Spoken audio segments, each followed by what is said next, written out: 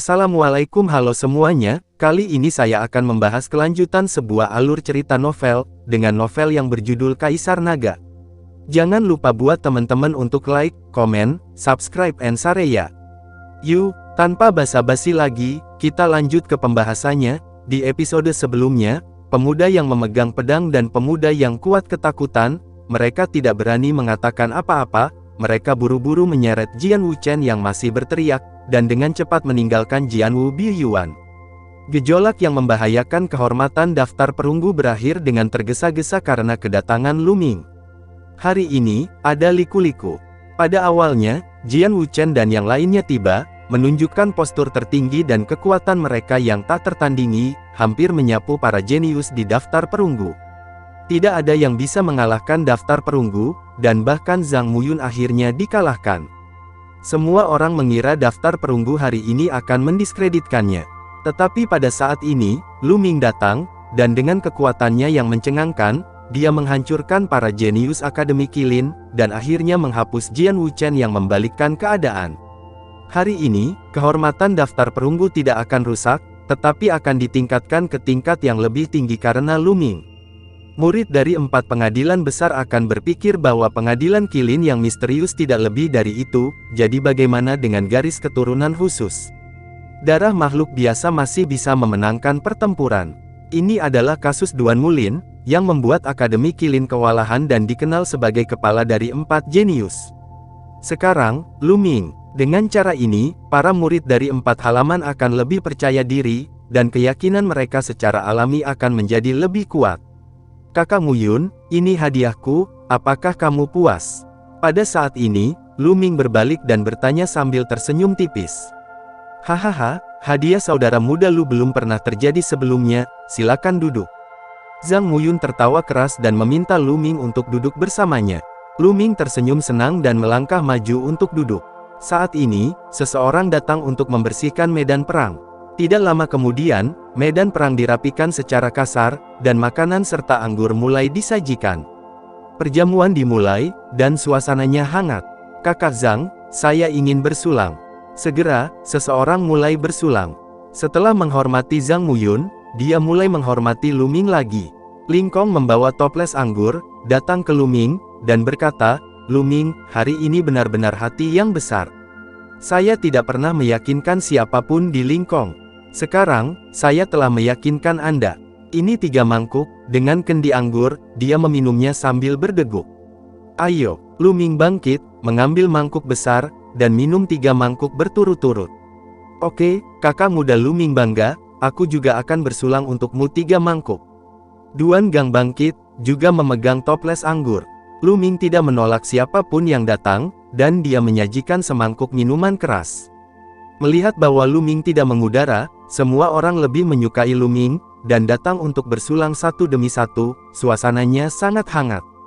Tentu saja ada pengecualian, seperti para murid Akademi Macan Putih, mata mereka berbinar, dan mereka duduk di samping, sedikit malu. Beberapa bahkan memiliki wajah muram. Lu Ming mengalahkan Jian Wuchen dan yang lainnya, dan hanya mereka yang tidak bahagia. Semakin kuat Lu Ming, semakin buruk bagi keluarga Duanmu. Semua orang mendorong gelas untuk mengganti gelas, dan segera anggur melewati 3 putaran. Selama persaingan akbar 4 pengadilan, meskipun semua orang adalah lawan, itu hanya di panggung persaingan akbar 4 pengadilan. Ketika mereka turun dari medan perang, mereka semua adalah murid dari Sekte Pedang Xuanyuan. Tidak ada permusuhan di antara mereka, dan mereka semua adalah anak muda, jadi mereka dengan cepat mendekat. Misalnya, Cheng Feiluan, meskipun dia seorang wanita, sangat heroik. Mengandalkan menjadi murid Zukeyuan yang sama dengan Lu Ming, dia bersikeras menyeret Lu Ming ke pot. Pada akhirnya, dia sangat mabuk hingga matanya kabur, wajahnya memerah, dan dia sangat cantik. Menarik Ling Kong, Duan Gang, Dong Che dan sekelompok orang mesum yang melolong, mengelilingi Cheng Feiluan. Beberapa tetua berjubah perak sedang minum di samping, menatap para remaja ini dengan antisipasi di mata mereka. Inilah arenanya, inilah semangat pemuda, penuh darah dan semangat, saling bersaing, dan tidak kurang persahabatan. Ini adalah pilar masa depan Sekte Pedang Xuanyuan. Mereka tidak sabar untuk melihat kelompok orang ini tumbuh dewasa. Setelah minum selama 3 putaran, hari sudah larut malam, dan perjamuan berakhir. Kerumunan orang kembali berkelompok. Malam ini, Lu Ming tidak berlatih. Setelah kembali ke asrama, dia tidur nyenyak. Ketika dia bangun keesokan harinya, hari sudah siang, dan Lu Ming merasa segar kembali. Segera setelah saya meregangkan pinggang saya, ada suara guntur dan berderak di sekujur tubuh saya. Membuka pintu dan berjalan keluar. Tapi Pangsi kembali dari halaman dengan ekspresi gembira di wajahnya. Melihat Lu Ming, Pangsi berkata dengan penuh semangat, "Kakak Lu Ming, kamu benar-benar luar biasa. Kemarin di perjamuan yang diadakan oleh kakak senior Zhang Muyun, kamu mengalahkan kejeniusan Akademi Qilin dengan 3 trik, dan sekarang sekte tersebut telah menyebarkan berita." Pangsi menatap Lu Ming dengan kagum. Kecepatan penyebaran ini sangat cepat, pikir Lu Ming dalam hati. Kakak Lu Ming, tahukah kamu, aku sudah menjadi selebritas sekarang, karena aku satu asrama denganmu, dan begitu aku keluar, akan ada sekelompok murid perempuan yang mengelilingiku. Pangsi melanjutkan. Banyak murid perempuan mengelilingimu. Apa yang kamu lakukan? Lu Ming terkejut. Pangsi menyeringai dan berkata, tentu saja mereka bertanya tentang berita Anda, tentang hobi Anda, gadis seperti apa yang Anda sukai, dan apakah Anda memiliki seseorang yang Anda sukai, dan setelah berita Anda keluar kemarin, tren ini bahkan lebih menakutkan, ucap Pangsi. Hah, Lu Ming tercengang, lalu tersenyum kecut. Dia tidak mengharapkan hasil seperti itu. Hei, sepertinya terlalu terkenal itu tidak baik. Lu Ming menghela nafas dengan gembira. Gadis-gadis itu terlalu antusias, aku tidak tahan sekaligus, dan memberitahu semua yang aku tahu. Kakak senior Lu Ming, kamu tidak akan menyalahkanku kan? Pangsi menatap Lu Ming dengan polos dan berkata, terima kasih, batu besar. Lu Ming menepuk bahu Pangsi, dan kemudian bertanya dengan santai, ngomong-ngomong, apa yang kamu katakan? Aku bilang kamu suka wanita montok dan dewasa, dan kamu sudah memiliki seseorang yang kamu suka, Penatua Mulan, ucap Pangsi. Apa? Lu Ming terhuyung-huyung dan hampir jatuh. Melihat Pangsi dengan wajah bingung, dia berkata, kamu benar-benar mengatakan itu. Tuhan, siapa yang memberitahumu, ucap Lu Ming. Aku memutuskan persahabatan denganmu, bahwa kamu tidak tahu berterima kasih untuk seks, dan menurut pengamatanku, apa yang aku katakan cukup masuk akal, ucap Pangsi menggaruk kepalanya dan berkata. Masuk akal, sial.